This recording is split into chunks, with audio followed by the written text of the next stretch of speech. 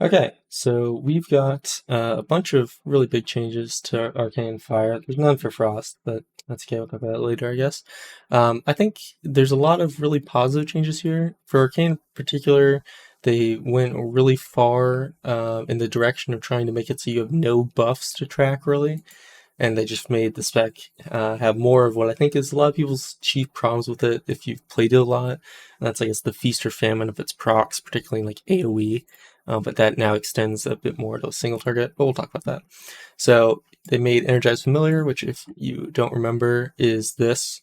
Fire 4 bolts instead of 1. They changed that to be Arcane Surge instead of Time Warp. This does have a chance, you see, to give you up to 2% of your max mana. So that means like during Time Warp, you're going to get a lot more mana return than other situations, or sorry, during Arcane Surge. This is a bit better to have during Time Warp because you just naturally spend more mana during Time Warp in and out of Surge, and also Arcane Surge already has you with a really high mana return rate, so it might be weird in the case that like you might have to build a bunch of haste so you're not perma overcapping mana during Arcane Surge, but then you would feel worse during your conservation window. The good news is this does work with the Time Anomaly Arcane Surge. They forgot to make it work with the Time Anomaly Time Warp, but yeah, they've avoided that by just changing it to Surge and then remembering to do it with the Surge from Time Anomaly. But yeah, they nerfed this to try and make it a bit more of a balanced choice node. It's kind of just always going to be bad, They wrote a little blue post here, and they kind of talked about the wizened wit thing, saying to make sure that the more complex option is usually strongest. Presence Mind's not super complex. It's also not very large of a damage increase normally. Its main benefit is like its ability for you to just use it for movement if you really need to. But you still get, some value sniping an extra Arcane Blast and a touch of Magi. So, Wizened Wit kind of just needs to go away. Presence Mind's less complex option was just to use it for movement, and it's not that big of a deal. So, yeah. Swap places for Manadept and Slipstream, which can be over here. So, Slipstream's over here, Manadept's over here. You don't need Manadept, really. You can just skip it if you want, and you already kind of could. So, I don't think this changes much of anything. Alright. And now we have clear casting chance is no longer tied to mana spent, and now has a 10% chance of triggering when casting any damaging spell. This is really big because Arcane's largest problem by far was probably the fact that it couldn't generate clear casting like at all in AoE. Ideally you don't really have to spend clear casting in AoE because you're just doing barrages with orb barrage proccing. However, you need clear casting to happen for you to generate a lot of effects in your hero talents and in your talent tree, and the fact that Nether Precision now works with barrage means that it's really good to get clear casting. Also, before you never got clear casting until you started spamming Arcane Explosion. Now you can get clear casting while you're doing barrage and orb, which means when you do get to your famine part where you're not proccing orbs, you're going to have clear casting to proc your Verbrates and do a double Arcane Explosion to get you way back up to 4 a lot faster. So this is great. It'll feel great.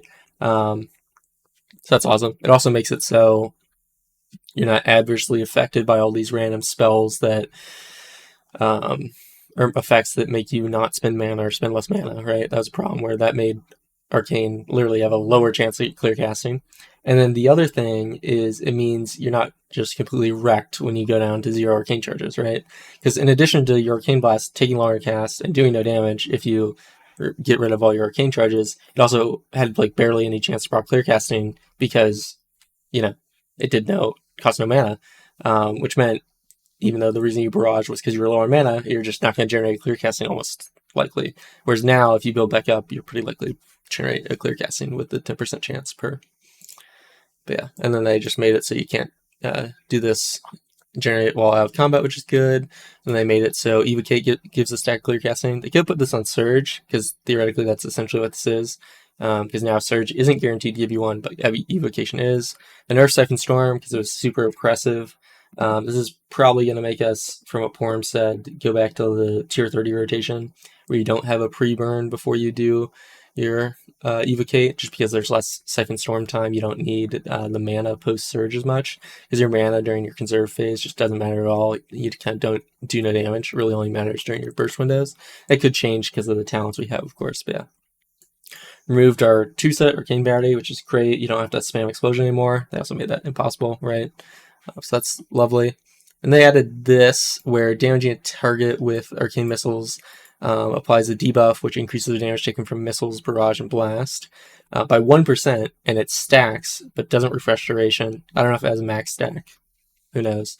But you know, you're sending, what is it, 9 missiles per clearcast missiles? So 9% increased damage for 6 seconds after this.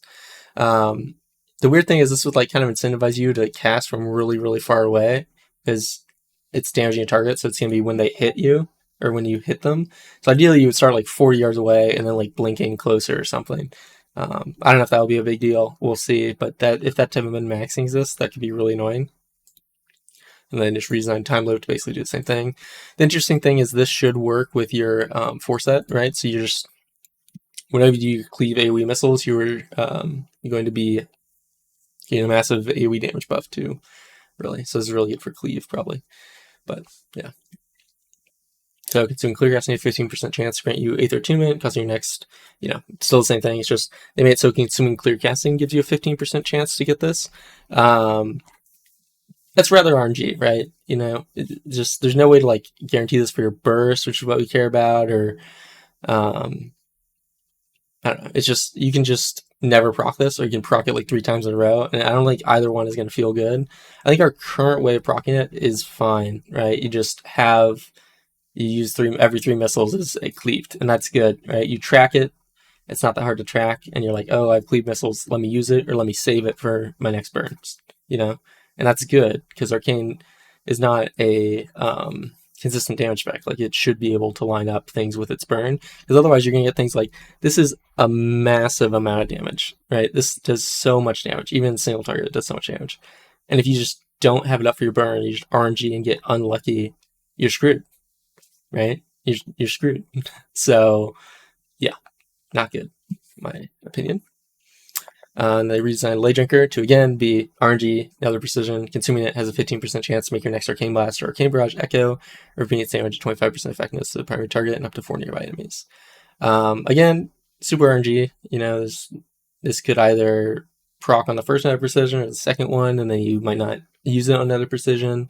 It's also a pretty low chance. You could proc it a lot, like during your cooldowns or not, and that's going to make a huge difference. And so now we have like 2 very impactful in single target and AoE talents that are just completely RNG based on like a 15% chance. It doesn't really feel good. This thing, from what Forum said from his testing, because I still don't have alpha, works exactly like Harmonic Echo does. You know, Harmonic Echo no longer exists because Radiant Spark was removed and the War Within. So this thing means you can't like queue your Arcane Blast and Barrage together, which you should be able to for things like Burden of Power and the Sun Fury tree, which will kind of be required if you're playing that, probably. So yeah, but that doesn't work here. So that's nice. This is nice degenerate, I guess. They update its visuals, maybe that'll look good. They had this talent where Arcane Surge damage is increased by 5% per Arcane Charge, you know, so 20% increased damage. Arcane Surge right now doesn't scale with our Mastery, which they should really fix. That's been a bug, obviously, for the entirety of Dragonflight, and it would do, you know, like, what, 30% more damage if you just made it scale with our Mastery. So this is fine. It's kind of cool. You know, Arcane Surge doesn't do an insignificant amount of damage, and especially if you're doing, like, lower keys, you know, this could just blow up a pack. Just you pressing Arcane Surge would do an insane amount of damage. So maybe we'll see if this number is fine or if they tune it up a little bit. Because right now, if you wanted to go further down, like to Touch the Magi and you avoided Slipstream or something, you could just take this instead of Mana Adept and it could just be more damage. So that could be interesting. And by the way, Surge isn't on the Mastery, but they added like this thing, I think, to the Mastery. That's what people were talking about in the Mage Discord. They added like Arcane Familiar's damage to the Mastery or something. It's ridiculous. So throw a Surge on there, and then they just nerf this down, which is fun. It's worth noting that Magi's brand requires you to, you know, barrage, blast, and missiles during it to proc it, and now missiles requires clear casting. So like you could just not proc missiles ever, and then you can't explode your Magic Brand or Magic Spark, which is pretty bad. So yeah, but maybe this clear casting changes enough that you actually are able to hold them for it, and then it's fine. So with fire, they made Alshaz's Fury no longer a choice node from the ashes. They reduced the damage bonus from this quick flame thing, which is fine. They moved Charring Embers to gate 2. They nerfed it. They made from the ashes now B so that your direct damage spells to targets affected by Charring Embers reduce the cooldown of it by 1 second. They redesigned Deep Impact. Hold up, let me just go back. So they did all this to Charring Embers, and they also made it so Phoenix Reborn doesn't require enemies to be hit under the effects of Charring Embers. So just like every 20 hits, you get your refresh Phoenix Flames. And then they moved Charring Embers, and then they redesigned from the ashes around it. In their post here, somewhere, they said that for fire, so for fire, they just said they're removing the 2 sets, and so Charring Embers will be removed in a future update. So they're removing Charring Embers, but they moved it on the tree, and then redesigned from the ashes to be affected by it. So that's kind of weird. Like, I don't know why they redesigned this if they're just literally planning to remove it. So anyway, Deep Impact, this is an interesting redesign because this is just, they try to make it a little bit more single targety by making it, apply Living Bomb because there's all these Living Bomb talents. And then they have its cooldown reduced by 15 seconds. The important thing to note here is it does not say that it splits damage. So now you have Deep Impact, which reduces the cooldown of Meteor by 33%, and gives you a Living Bomb. And it comes essentially no downcast aside from a talent point. So this could be really, really strong in plus, right? To have, especially as Frostfire Fire, because now you just have way more often Meteor Comet Storm combos, and there's no loss to it, really, except for talent point. So we'll see. And they returned Inflame, which is interesting because that was an Ignite focus thing. So I guess maybe they were trying to,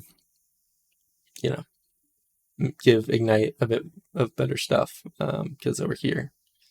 This is more of a single target thing, so I don't really know why they brought Inflame back, but that's okay. Maybe people like it. They removed Focus Fury, which was, I believe, honestly, I don't remember what Focus Fury was. And then they removed Wildfire. So, and then there's no change to Frost. But yeah, so that's pretty cool. Fire, I think its main problem is probably that there's still these 2-point nodes that feel like they do nothing. They're pretty weak. Like just blocking you from the majority of the third gate stuff. And there's a lot of exciting stuff down here, so it kind of sucks to be so limited in taking things. Arcane, I think, still has the issue where one of the things they said in this post was that they wanted to allow each spec's core gameplay with less talent point investment. But you have like Arcane Cleave over here. Even if you were to like speed your way to Arcane Cleave, you're not going to get Arcane Cleave like that fast. I have to be. The earliest to get Arcane Cleave, I have to be level 29 to have a Cleaving Barrage. And before that, my only AoE would be like Arcane Explosion or Arcane Orb. I don't know. And so you're still kind of maybe stuck on talent points.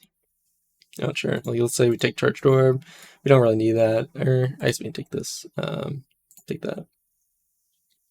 Take this. Take that. Take that. Okay. Take this. Okay. And then we take Magic Spark, another munitions, Arcane Echo. Don't want that. Take this. Take that, take that, take that. Okay, so now we have 2 points for AoE, and realistically you'd like do this, and then we have to give something up for Aether Attunement. And you're also missing like Eureka, which is a 25% damage bonus to missiles, which is kind of weird. So I don't know. You're just kind of, there's a lot of things there's a lot of talent point investments right now. Because I have to go here. I guess you could like drop this, take this, go here, and then do. Okay, and then what am I missing? I think this is good. Enlightened, yeah, this is pretty good. You still get Aether Attunement and everything. So this is looking nice. But yeah, we'll see. I think Arcane's nice, but yeah, the RNG effects got to be toned down. There's a little too much RNG. It's a little ridiculous. But you have room to like do a missiles build here, right? Or you could like remove this and then try and go, I guess, into a more barrage build with like building Lay Drinker instead of Aether Attunement. Because Lay Drinker, of course, can proc an AoE because now the person gets consumed by Arcane Barrage, and then you can just Arcane Barrage again, and then that's going to echo for 25%. So there could be like a really strong Arcane Barrage build. The thing is, this like, yeah, you would want to have like, I guess, an option between like a barrage focus build and like maybe missiles thing, but Harmony is the capstone here, so then maybe you'd want Harmony to harmonize with this, and then maybe you could drop like Siphon Storm. It kind of sucks that Evocate is something you have to talent into in the third gate, because it feels like something that should be baseline to Arcane, but if you want to avoid Evocate and like just go into, you know, a build like this, you know, except you'd probably take that, then you don't have Evocate, and now you're kind of screwed, right? Like, imagine not having Evocate.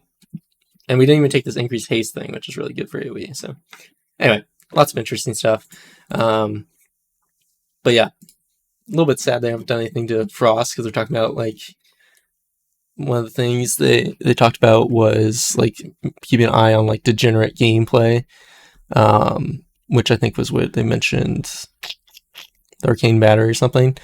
But yeah, and that's just what Deathborn is, so they really need to change Deathborn. But that's what literally everyone's been saying about Frost. I'm pretty fine, I guess, with the Frost feedback that's been on the alpha forums. I don't think there's really anything crazy people are missing. It just would be really nice if someone was talking about the whole Ring of Frost Ice Nova thing.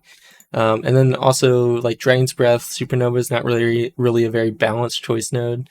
Really, Supernova should be on a choice node with Blast Wave, and Ring of Frost should be on choice node with Mass Polymorph if they really want to make this like triple choice node thing, because that would just make more sense in terms of the balance of everything. So yeah, anyway, catch you all later.